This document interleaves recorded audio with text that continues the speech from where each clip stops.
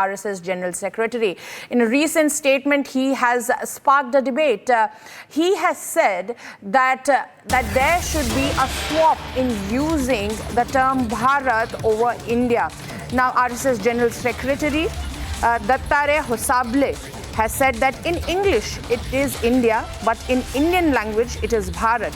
It is the Constitution of India, Reserve Bank of India. Why is it like that? He goes on to question that such questions should be raised, it should be rectified, and if a country is named Bharat, it should only be called that way. So there's a very strong statement coming in from the RSS Dignitary General Secretary. Let's listen into what he had to say.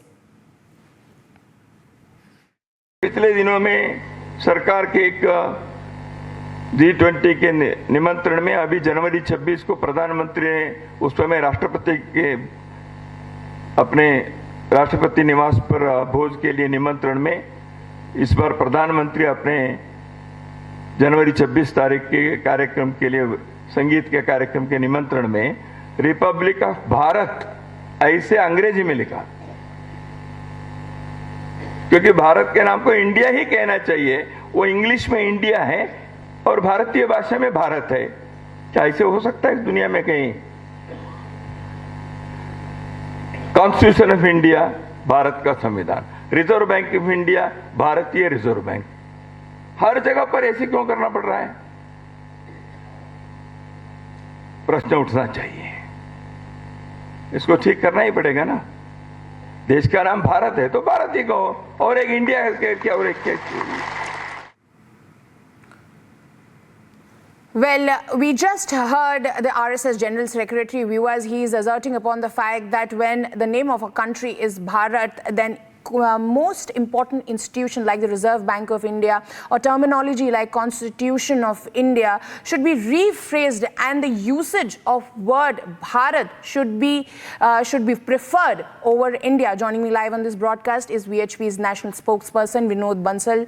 Vinod Bansal ji, there's a very crucial statement coming in this morning from the RSS General Secretary who says that we should prefer using the term Bharat over India. How do you see that, sir?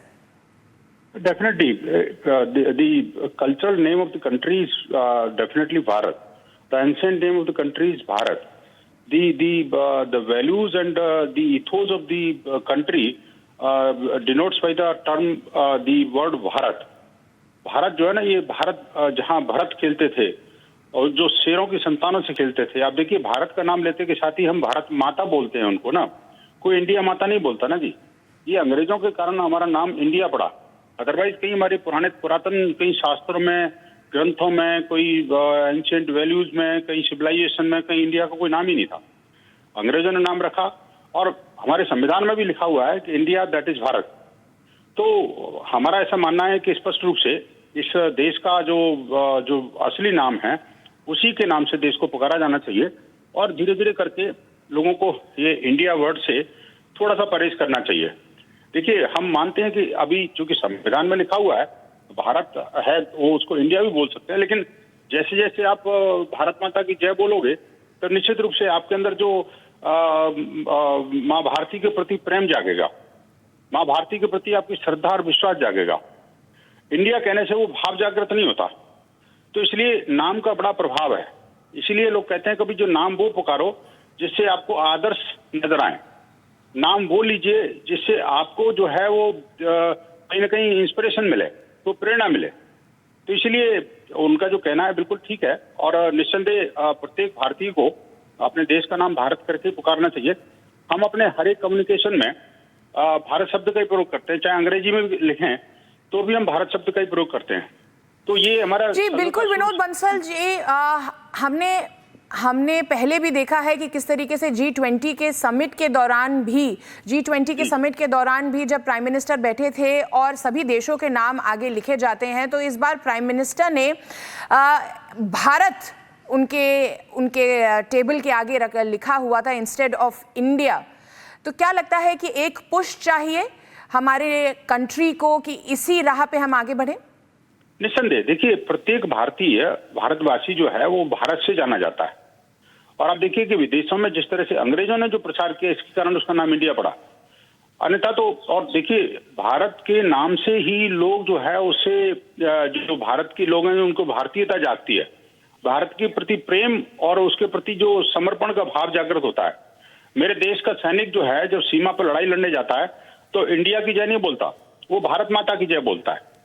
जब राष्ट्र के अंदर जोश भरना हो, freedom fighters ने जो युद्ध लड़ा था, जो अंग्रेजों के प्रति जो साहस दिखाया था, वो भारत माता की जय बोल के था ना जी, वंदे मातरम बोल करके किया था ना जी इसमें।